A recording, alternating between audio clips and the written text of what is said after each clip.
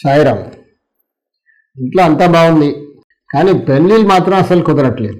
డబ్బు ఉంది, ఆస్తి అంతస్తు అన్నీ ఉన్నాయి, మంచి పేరు కూడా ఉంది మాకు సొసైటీలో, మంచి పరిచయాలు ఉన్నాయి, మంచి పెద్ద పెద్ద బిజినెసెస్ కూడా ఉన్నాయి. అంటే డబ్బుకేం లోటు లేదు. మిగతా అసలు ఇంట్లో ఎలాంటి ఇబ్బందులు అంటూ మాకేం లేవు, అంత బాగానే ఉంది.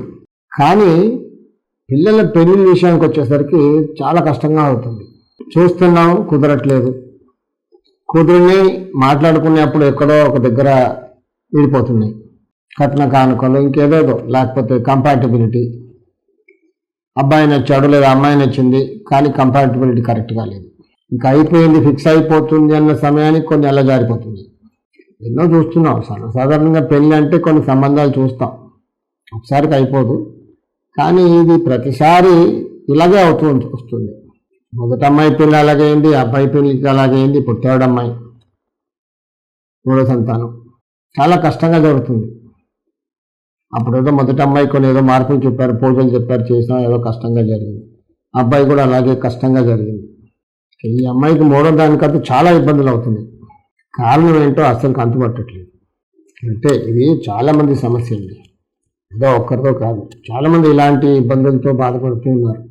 అందం ఉంటుంది, చదువు ఉంటుంది, ఉద్యోగం ఉంటుంది, స్తోమత, ఆస్తి, అంతస్తు అన్నీ ఉండి కూడా ఇలా ఇబ్బంది పడే వాళ్ళని నేను చాలామందిని చూశాను. పిల్లల్ని కన్నాక తల్లిదండ్రులు చాలా గారాభంగా కంటికి రెప్పలా కాపాడుకుంటూ పెద్ద చేస్తారు. ఎన్నో సాక్రిఫైసెస్ చేసి చదివిస్తారు. మంచి చదువులు చదివించాలని ఆశతో మంచి మంచి చదువులు చదివిస్తారు. తర్వాత ఒక జాబ్లో స్థిరపడాలని కష్టపడి జాబ్లో జాయిన్ చేస్తారు. జాబ్ దొరికిన తర్వాత కొన్నాళ్ళు అలా రిలాక్స్ అయిన తర్వాత ఇంకా యుక్త వయసు వచ్చింది, ఇప్పుడు పెళ్లి చేయాలి అని ఇంకా అప్పుడు వెతకడం మొదలు పెడతారు. ఈ రోజుల్లో ప్రతి ఒక్కరు కూడా మ్యాట్రిమోనీస్ వెంబడే పడ్డారు. ఎందుకంటే కమ్యూనికేషన్ లేదు ఎవరికొకరికి, చుట్టాలు, ఆ ర్యాపో పోయింది. కాబట్టి ఇప్పుడు అందరూ కూడా ప్రతి ఒక్క కమ్యూనిటీ కూడా మ్యాట్రిమోనీస్ పైన డిపెండ్ అయిపోయింది. కాబట్టి మ్యాట్రిమోనీస్లో రిజిస్టర్ చేసుకొని డేటా అందులో పెట్టేసి వెతుకుతూ ఉంటారు, చూస్తూ ఉంటారు. మంచిగా అనిపించింది అంత చూస్తారు, బయోడాటా సరైన కాంటాక్ట్ చేస్తారు. కంపారిటిబిలిటీ కుదరదు, గ్రహాలు పొంతన ఉండదు. సరే పొంతన బాగా అయింది, మాట్లాడుకుందామని అనుకుని వెళ్తే మధ్యలో క్యాన్సిల్ అయిపోవడం, చివరి వరకు రాకపోవడం, కొన్ని చివరి వరకు అలా వచ్చేసి ఇంకా అయిపోయిందిరా బాబు అనుకున్న సమయానికి కట్ అయిపోవడం. ఇలా కారణాలు ఎన్నో చెప్పలేం, చాలా సింపుల్ కారణాలు. కొన్ని వాళ్ళు క్యాన్సిల్ చేయడం, కొన్ని అమ్మాయి వాళ్ళు క్యాన్సిల్ చేయడం, ఇలా జరుగుతూ ఉంటుంది. అంటే ఇది నేను చెప్పేది ఒక అమ్మాయి పెళ్ళా అబ్బాయి పెళ్ళే కాదు, ఇద్దరికి ఇలాగే జరుగుతుంది. అమ్మాయి పెళ్ళైనా అబ్బాయి పెళ్ళైనా పేరెంట్స్కి ఒక పెద్ద ఎక్సర్సైజ్గా మారిపోయింది ఈ రోజుల్లో. ప్రతి పేరెంట్ కూడా అమ్మాయి మంచిగా పేరెంట్కి వెళ్ళాలి, హాయిగా ఉండాలనే ఉంటుంది. ప్రతి అబ్బాయి ఉన్న వాళ్ళు కూడా మంచి కోడల్ని తీసుకురావాలి ఇంటికనే ఉంటుంది. కానీ ఇలా కుదరకపోవడంతో ఇంకా ప్రతి ఒక్కరు సొసైటీలో అడుగుతుంటారు, ఏమైంది మీ అబ్బాయి పెళ్ళి ఎప్పుడు చేస్తావు, మీ అమ్మాయి పెళ్ళి ఎప్పుడు చేస్తారండి. చెప్పుకోవడానికి కొంచెం వీళ్ళకి కొంచెం ఇబ్బందిగా ఉంటుంది. అప్పుడు కొంతమంది అయితే అసలు చెప్పుకోవాలా, ఎలా చేయాలి అసలు ముఖం చాటేస్తుంటారు. ఎందుకంటే బయట అంతా తెలిసిపోయింది. వీళ్ళు ఎన్నాళ్ళ నుంచో 2-3 years నుంచి మ్యారేజ్ ట్రై చేస్తున్నారు, అసలు అవ్వట్లేదు, కారణాలు తెలియదు. అబ్బాయి కూడా అలాగే, ఈ అబ్బాయి చూస్తున్నారు అవ్వట్లేదండి, వీళ్ళు క్యాన్సిల్ చేస్తున్నారని ఇలా చెడు పేరు వస్తుంది కొందరికి, వీళ్ళే చేస్తున్నారని. సో మ్యాట్రిమోనీలో కూడా అందరూ తెలిసిపోద్ది. కొంతమంది పెళ్ళిళ్ళు పేరయ్యారు ఉంటారు, వాళ్ళకు కూడా తెలిసిపోద్ది. వీళ్ళకి సంబంధాలు తీసుకొస్తే ఒప్పుకోవట్లేదండి అని, వీళ్ళకి అవ్వదండి అని. సో ఇది పేరెంట్స్కి అలాగే పిల్లలు కూడా చాలా పెద్ద సమస్యగా మారిపోయింది. కొంతమంది అయితే ఇంకా నాకు పెళ్ళి వద్దులే అనే నిర్ణయం కూడా చేస్తుంటారు. ఇలాంటి కేసెస్ నేను చాలా చూశాను. అఫ్కోర్స్ వాస్తుపరంగా కొన్ని ఇబ్బందులు ఉంటాయి. సో వాటిని సాల్వ్ చేసిన తర్వాత నాకు ఇంకా పెళ్ళి అవ్వదులే అనుకున్న వాళ్ళకు కూడా చాలామందికి అయిపోయిన కేసెస్ ఉన్నాయి నా దగ్గర. అంటే 30, 35, 38 రీచ్ అయిన వాళ్ళు కూడా ఇంకా నాకు అవ్వదులే, మగ పిల్లలైనా ఆడపిల్లలైనా ఇంకా నాకు అవ్వదండి అనుకున్నప్పుడు ఇంకెవరో చెప్తే వాస్తు చూద్దామని వచ్చి వాస్తు మార్పులు చేసుకున్న తర్వాత చాలా మిరాకిల్గా మ్యారేజ్ అయిపోయింది వాళ్ళు. లేదు కర్మఫలమా ఏంటని తర్వాత విషయం. కానీ మనం వాస్తులో మన స్థలంలో ఏమైనా దోషం ఉందనుకోండి అక్కడ, అప్పుడు కొంచెం అబ్బాయి పెళ్ళైనా అమ్మాయి పెళ్ళైనా కొంచెం సాఫీగా జరగడంలో కొన్ని ఇబ్బందులు వస్తాయి, కొన్నిసార్లు చాలా ఇబ్బందులు వస్తాయి. ఇందాక మనం అనుకున్నట్టుగా పేరు పోతుంది వీళ్ళకి ఇంకా కాదండి పెళ్ళి, ప్రతి వాళ్ళని రిజెక్ట్ చేస్తుంటారని, ఈ అమ్మాయికి ఎవరు నచ్చరని, ఈ అబ్బాయి ఎవరు నచ్చరని, ఇలా ఒక రబ్బర్ స్టాంప్ పడిపోద్ది వాళ్ళకి. ఇంకా ఎక్కడికైనా పేరెంట్స్ పెళ్లి పిలుపులు వస్తుంటారు, మ్యారేజ్ సీజన్లో వెడ్డింగ్ కార్డ్స్ ఇస్తుంటారు, ఇన్విటేషన్స్ వస్తుంటాయి. సో వీళ్ళు పేరెంట్స్కి మ్యారేజ్కి అటెండ్ చేయాలంటే కొంచెం నామూషిగా ఉంటుంది. ఎందుకంటే ప్రతి ఒక్కరు అడుగుతారు, ఏమి మీ అమ్మాయి మ్యారేజ్ అయిపోయిందా, మీ అబ్బాయి మ్యారేజ్ అయిపోయిందా, ఇప్పుడు ఇంకా అవ్వలేదా, మా అమ్మాయికి అయిపోయిందండి, ఇప్పుడు ఒక పిల్ల కూడా బాబు అమ్మాయి పుట్టింది అని కూడా చెప్తుంటారు. సో వీళ్ళకి కొంచెం ఎబ్బట్టుగా ఉంటుంది. అప్పుడు కరెక్టే కదా, వాళ్ళ అమ్మాయి మ్యారేజ్ అయిపోయింది, సంతానం కూడా కలిగింది, తాతలు అయిపోయారు, అమ్మమ్మలు నానమ్మలు కూడా అయిపోయారు, మేము ఇంకా అలా మిగిలిపోయాం, అసలు దీనికి పెళ్ళి అవుతుందా, వీడికి పెళ్ళి అవుతుందా అని కూడా పేరెంట్స్ కూడా.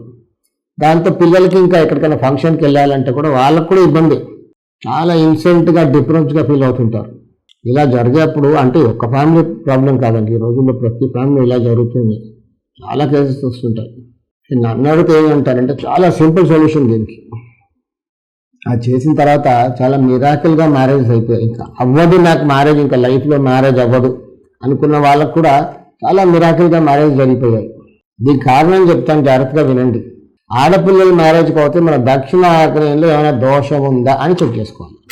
దక్షిణ ఆగ్నేయంలో ఒక ద్వారం ఉందా, కొంతమంది దక్షిణంలో ఖాళీ స్థలం ఉండదు. ఇప్పుడు అపార్ట్మెంట్స్ అనుకోండి, దక్షిణంలో ద్వారం యొక్క బాల్కనీ ఎక్కడ ఉంటుంది, వాష్ ఏరియా ఉంటుంది, ఆ వాష్ ఏరియాలోకి ఏమైనా డోర్ ఉందా, డోర్ ఉంటుంది కానీ అక్కడ నైరుతిలో ఉంటుంది, దక్షిణాగ్నేయంలో ఉండదు. కరెక్ట్, దక్షిణంలో దగ్గరికైనా ఉండాలి. ఉత్తర ద్వారం ఉండదు. అపార్ట్మెంట్స్లో తూర్పు ఫేసింగ్ హౌసెస్కి తూర్పులో ద్వారం ఉంటుంది మోస్ట్లీ, ఇక్కడ ఉత్తరంలో బాల్కనీ ఉండదు కాబట్టి ఉండదు. ఉత్తర ద్వారం ప్రధాన ద్వారం, దక్షిణంలో ఆగ్నేయంలో కిచెన్, అక్కడ కిచెన్లో నుంచి వాష్ ఏరియా, దక్షిణంలో వాష్ ఏరియాకి వెళ్ళడానికి ఒక డోర్, ఇది కూడా ఆగ్నేయ దోషం. ఉత్తరంలో డోర్ లేకుంటే ఊరికే తూర్పులో దక్షిణంలో డోర్ ఉండడం వల్ల ఆగ్నేయ దోషం, దీంతో కూడా ఇబ్బందులు వస్తాయి. కొంతమంది ఆగ్నేయంలో ఇండిపెండెంట్ హౌసెస్కి ఉత్తరంలో డోర్ ఉంది, తూర్పులో కూడా డోర్ ఉంది, దక్షిణంలో కూడా డోర్ ఉంది, కానీ అంట్లు తోముకోవడానికి పని వాళ్ళకు కొంచెం ఇబ్బంది అవుతుంది, వర్షం పడుతుంది లేదా ఎండ కొడుతుందని పైన ఒక చిన్న టర్పలిన్లో లేకపోతే ఒక షెడ్ వేస్తారు దక్షిణంలో. దాంతో దక్షిణాగ్నేయం కప్పేసిన దోషం ఏర్పడుతుంది. దాంతో ఇంకా ఇలాంటి ప్రాబ్లమ్స్ వస్తుంటాయి. ఇలాంటే కాదు, ఇంట్లో ఏ ఒక్క శుభకార్యం జరపాలన్నా గగనం అయిపోతుంది. చిన్న బర్త్డే పార్టీ జరపాలన్నా కొంచెం ఇబ్బందులు ఎదుర్కొంటాయి, చాలా కష్టంగా సెలబ్రేట్ చేస్తారు, గొడవలుగా జరిగి అది సెలబ్రేట్ అవుతుంది. అలాగే మగవాళ్ళ మ్యారేజెస్ కూడా ఇబ్బందులు జరుగుతుంటాయి. దానికి కారణం పశ్చిమ నైరుతిలో దోషం ఉండడం, ఆ ఇంట్లో పశ్చిమ నైరుతిలో ద్వారం ఉండడం, లేదా పశ్చిమ నైరుతి పెరుగు ఉండడం, లేదా నైరుతిలో ఆకాశానికి ఓపెన్గా ఉండడం, పశ్చిమంలో ఖాళీ స్థలం చాలా ఉండడం తూర్పు కంటే. ఇలా ఉంటే కూడా ఆ మగవాళ్ళకు మ్యారేజ్ అవ్వడంలో కొంచెం ఇబ్బంది జరుగుతాయి. కొంతమందికి మాస్టర్ బెడ్రూమ్లో నైరుతిలో టాయిలెట్ ఉంటుంది, సెకండ్ బెడ్రూమ్ వాయువుల్లో కూడా నైరుతిలో టాయిలెట్ ఇస్తారు. దాంతో మగవాళ్ళకి మ్యారేజ్ ప్రాబ్లమ్స్ డెవలప్ అవుతాయి, చాలా కష్టంగా జరుగుతుంటాయి. కొంతమంది 40, 45, 48 కూడా క్రాస్ అయిపోయిన వాళ్ళకు కూడా మ్యారేజ్ జరిగాయి ఈ దోషం సవరించిన తర్వాత. కాబట్టి మనం ఉంటున్న స్థలం ప్రభావం వీటి మ్యారేజెస్ పైన చాలా చూపిస్తుంది.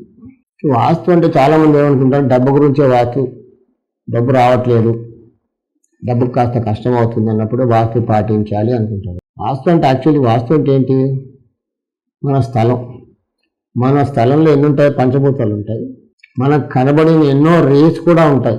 వీటినన్నింటినీ కూడా కరెక్ట్గా బ్యాలెన్స్ చేయడమే ఆ శాస్త్రం పేరే వాస్తు శాస్త్రం. మనకు అనుకూలంగా ఉండేలాగా మార్చే శాస్త్రమే వాస్తు శాస్త్రం.